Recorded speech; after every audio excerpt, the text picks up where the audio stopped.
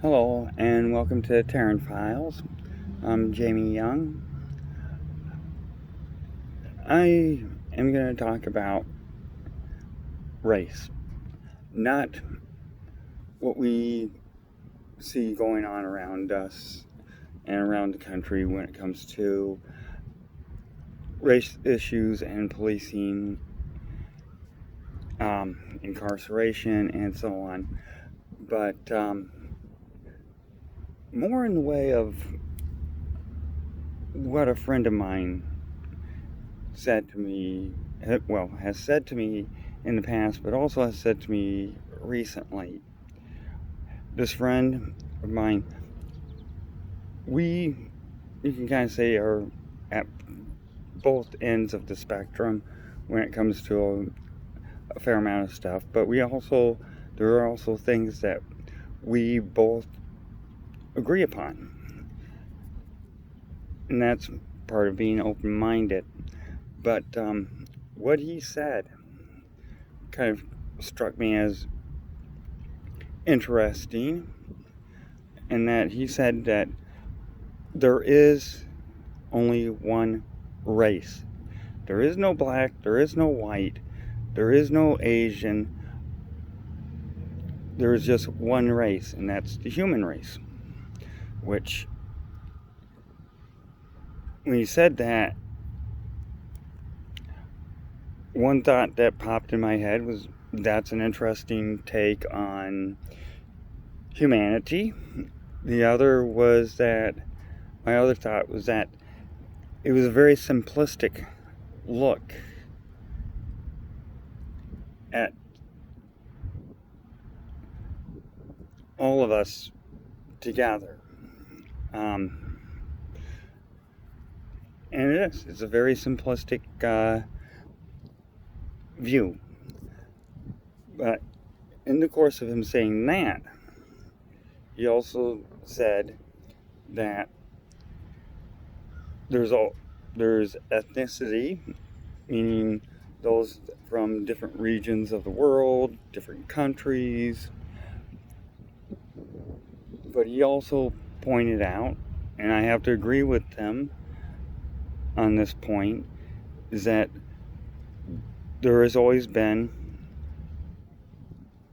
bigotry and prejudice, which is very true. And when it comes to his first statement there about race, if you were to talk to any anthropologist and scientists that deal with human evolution, they would say that we are part of the human species, and that there are 3 races within that species. And these are the scientific terms. Caucasoids, meaning whites, who came out of what we know now as Europe. Asianoids, those of Asian descent that came out of Asia. And then there is Negroids, which are those that came out of Africa, i.e. African Americans, blacks, you name it. Those are the 3 races of humans that inhabit the earth. We can we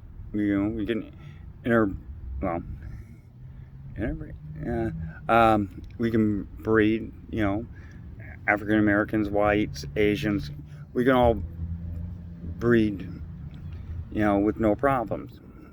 Just like those animals within the animal kingdom, like,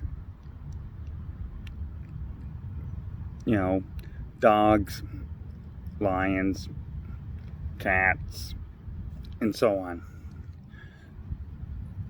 And then that's where you have mixed breeds.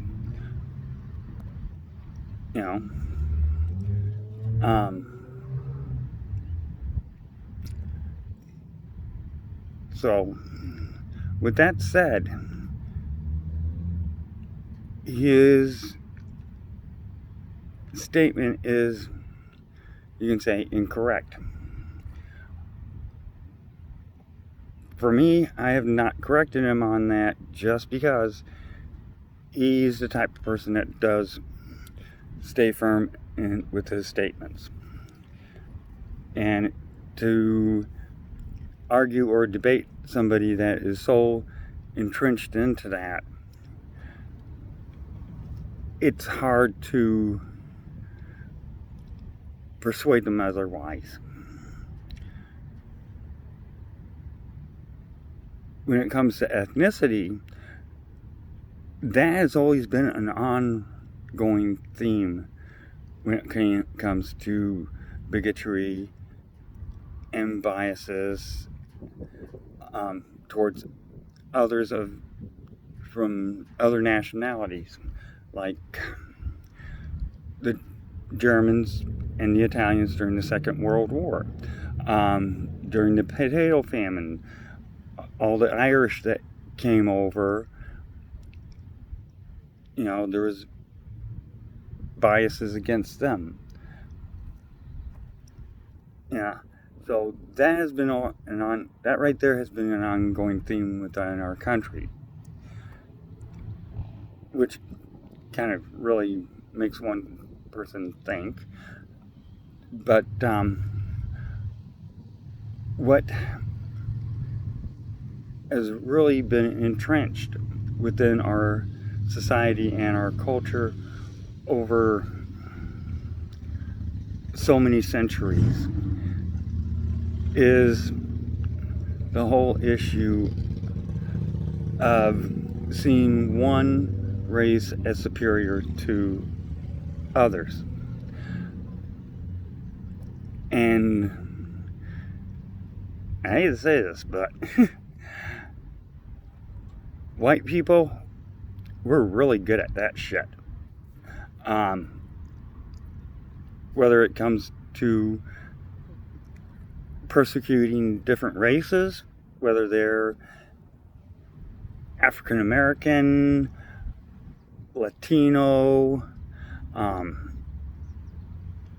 well, Latino's more of an ethnic, but Asians, but then again, also when it comes to religion, there tends to be those people that are vehemently against Muslims, those that are against Jews, and even within the whole Christian thing, those that see their branch of Christianity as being the one chosen by God, the one that will save everybody. And these are all biases and prejudice. Like I say, we are good. White people are really good with that shit. We put our biases and our prejudice right out in the open. It's almost like we don't give a shit. And that's not good. Because, and especially in the environment right now, people can get hurt. People can get killed.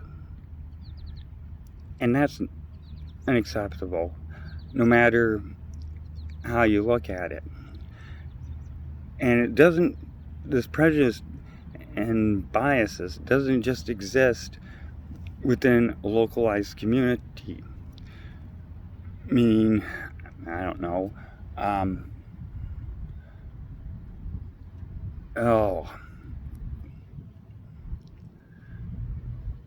but it can exist and does exist in a lot of different places.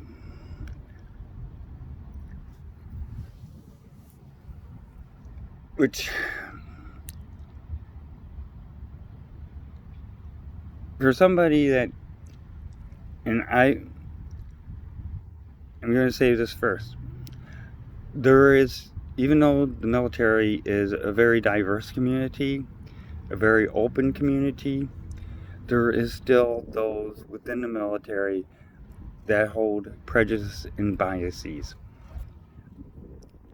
That is something that is within all communities. You know, the military has its rules and regulations.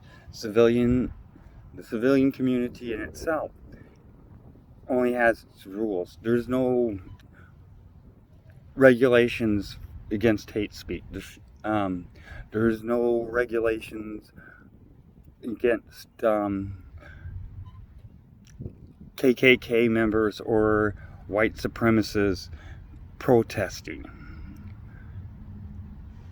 What we are struggling with at this point, with the whole race and with this pandemic and policing, is very systemic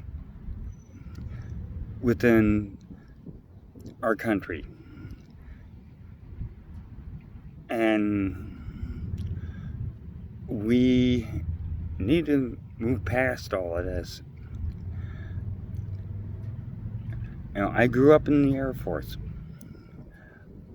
And even when I was growing up back in the 60s and the 70s, it was a very diverse community.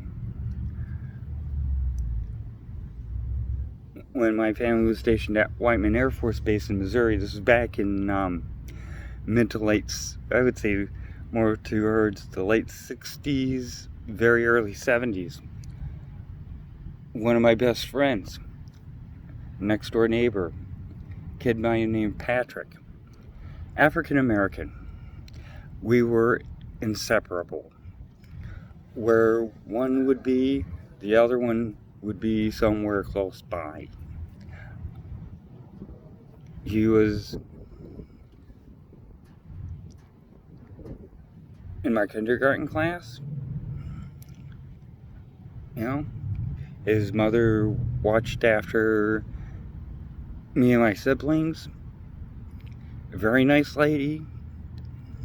I would never want to cross her. But growing up in the service, you tend to be colorblind, where race, religion, all that stuff doesn't matter, because you and your friends and their parents are all in the same boat together. The only thing that anybody really noticed was the uniform and the rank, and that was it. In the civilian world, it's a lot more complicated, by far. And we have an administration currently that is stoking racial fears and aspirating racial divides. And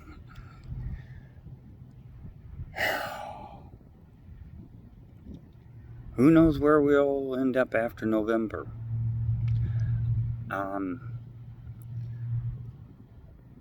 That's the honest truth. Because there has not, over my lifetime, there has never been any substantive reform when it has come to policing or economic inequality, where everyone has the same opportunities. You know, I do feel for my friends that are African American, and even those that I don't know.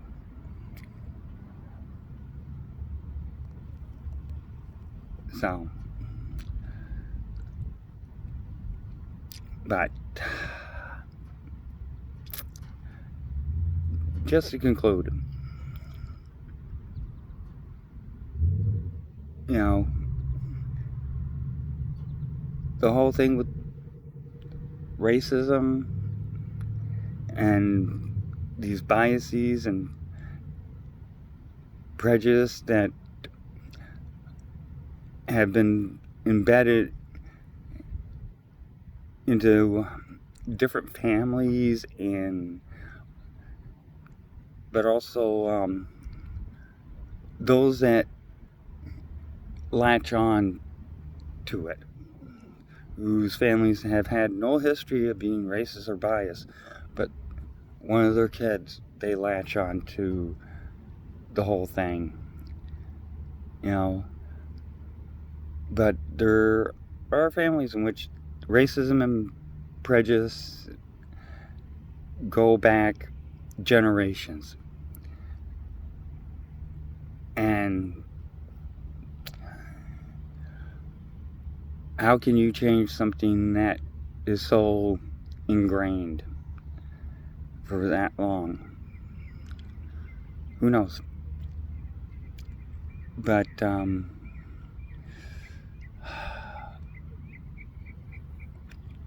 just